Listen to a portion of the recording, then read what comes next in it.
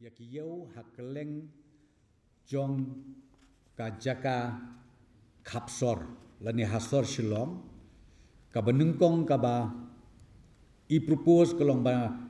bakan trekam kani ka mauyong regulated market yakani hakisya hakini kisngi ngiladep approve ngiladep ailat ka mekofet ha mauyong kaba menta ka bedang propose su kalong ka interstate bus terminal hapo maulai but ka weipat kadai ka farmer market hapo melem kani kalong na kabenta kituki agricultural products hakaba na kaliang ka sarkar kala approve ya kani ka proposal kaba pha na kaliang I deputy commissioner jo ka East Khasi Hills nangta shushu ngi create yakini ki retail outlet of vegetables traders na kibadon na keleng saudong kawai ngila create ya ka SRGT parking lot hapo polo kabaar ka second ground polo bat kabalai ka golf club parking lot ya kane ngin pelong ka outlet retail outlet ya ki jhur ki jhep na kabenta ka jingbit jingbiang joki dong song snong kamtam ha kan nong ba sor Shillong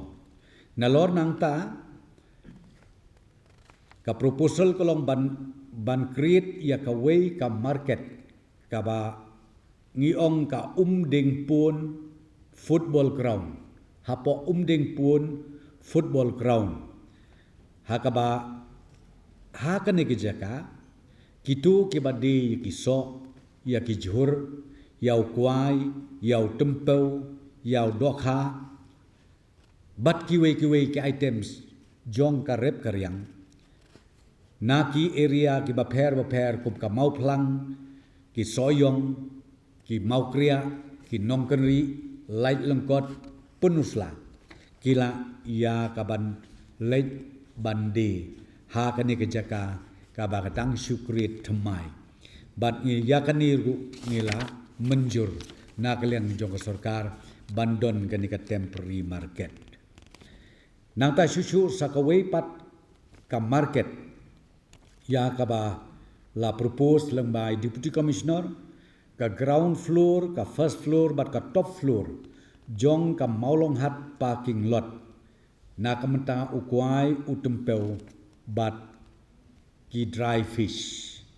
nangta ka ground floor ka first floor jong ka Rapsang market bat ka top floor jong ka Anjali parking lot yakaniru la bo bala penkre na kamenta kini ki agricultural produce nangta ka kle yodu parking lot yakani pelong ka wholesale market na kamenta ka dokha bat na kamenta ka pelek kini kidei ki proposal ha ka baka sarkar kala approve bat ka direction na pha syai deputy commissioner ba inle ya ka badon kam kloi kat bala